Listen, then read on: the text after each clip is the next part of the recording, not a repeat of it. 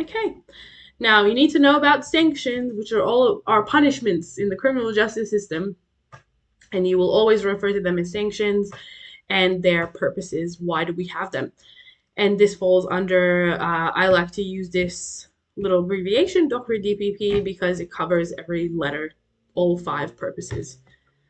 So, the purposes of sanctions are as follows: deterrence, denunciation, rehabilitation, protection, and punishment. But first, I like to look at the types of sanctions because I think that makes it a little bit more clear. So, what are the ways a person can be punished by the criminal justice system? So, there are fines. This is an amount of money ordered to be paid by the offender to the state of Victoria. So, everyone should know what a fine is, but it's all to do with an amount of money. This is the most lenient type of sanction. There is community corrections order, which is more serious than a fine, but less serious than imprisonment. A CCO is a supervised sentence served in the community that includes special conditions. So maybe you associate it with a movie that you watch and the person's wearing an ankle bracelet and they're stuck at home and they can't go anywhere. That would be an example of a CCO. So basically, this is where the offender doesn't go to prison. They may not be contained within their house, but they may just be allowed to serve their sentence in the community as well. And there will be certain conditions that the judge sets for each offender. Some conditions every offender has to follow, like you can't leave the state of Victoria. Other conditions are special conditions that are set for each offender. Place prohibitions, places you can't go to, people you can't visit. That may be to do with, licensed venues where you can buy alcohol, gambling, um, people that were victims, etc. Community work, unpaid community work of a certain amount of hours is usually the most common, etc., etc.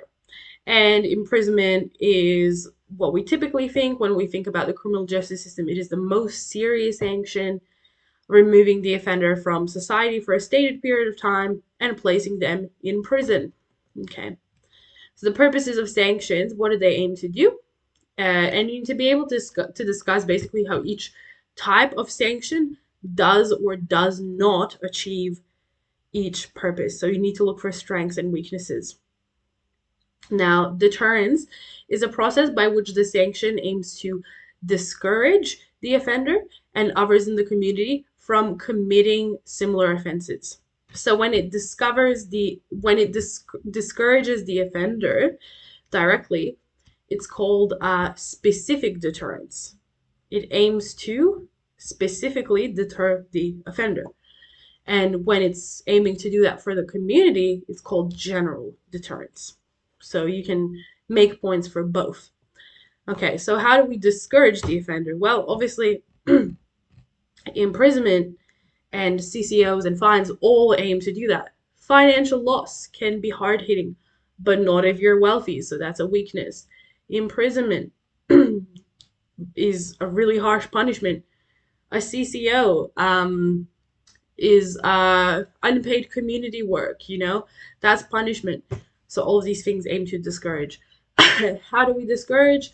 Well, the judge would decide to give uh, whatever's closest to the maximum sentence or the maximum sentence to the offender to basically say, you know, I'm going to punish you as much as possible so you don't do this ever again. So we can increase the sentence to help achieve it. Increase the fine, increase the number of conditions and length of the CCO. Now, denunciation, don't confuse these, is where the court demonstrates the community's disapproval of the offender's actions and condemns them, usually done for particularly awful crimes. And the judge basically just comments and speaks out to the community on how the accused actions were unacceptable.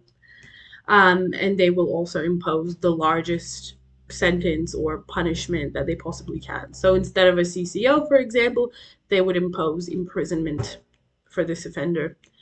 Rehabilitation strategies designed to reform an offender in order to prevent recidivism, prevent reoffending in the future. So Fines are awful at rehabilitation, as we can imagine, because you just pay it and it goes away. In prison is really bad because it's sort of like viewed as like a crime school even, and people often come out worse. They've lost their employment, finances. When they come back out into the community, they usually just end up in jail. 40% within the next 2 years after release usually just end up in jail again. But they do achieve rehabilitation by having some rehabilitation programs within jails. And CCOs are most effective at rehabilitation because it's more lenient than imprisonment. So it keeps the convicted offender out of that awful prison environment.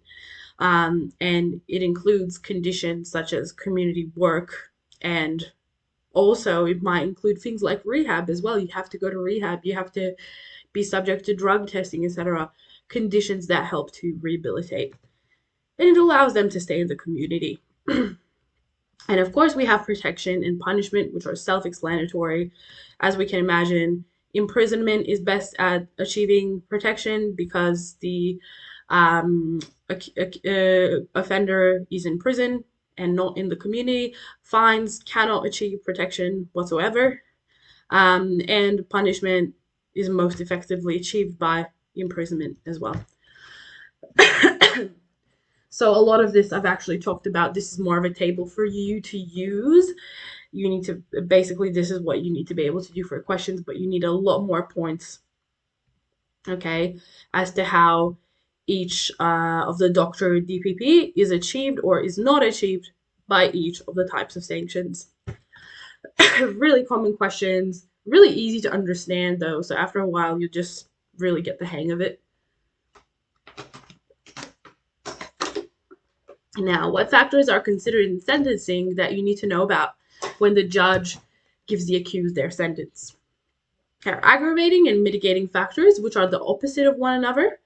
Aggravating are circumstances relating to the offense, victim, or offender, which increase the offender's culpability or perceived guilt and the severity of the crime, and thus lead to a more larger, more serious sentence, okay? So that could be, for example, the crime was planned, okay? That's an aggravating factor. Mitigating factors are circumstances relating to the offense, victim, or offender, which decrease the offender's culpability and the severity of the crime, and thus the resulting sentence is decreased. So that could be, for example, the crime wasn't planned, the opposite of the aggravating factor, being a really young offender and having high prospects of rehabilitation, showing guilt and remorse, okay, that's a mitigating factor. Now, guilty pleas are kind of a mitigating factor in itself. But guilty pleas we've already talked about when we talked about plea negotiations. The Sentencing Act requires that a less severe sentence is imposed if the accused has pleaded guilty. And the earlier on they plead, the smaller and smaller this sentence will be, okay? So the earlier you plead, the better. And victim impact statements describe the effects of the offense on the victim. And that can be a verbal statement, a written statement, a drawing if it's a child. The judge uses this to decide how much victims have been affected by the accused's actions.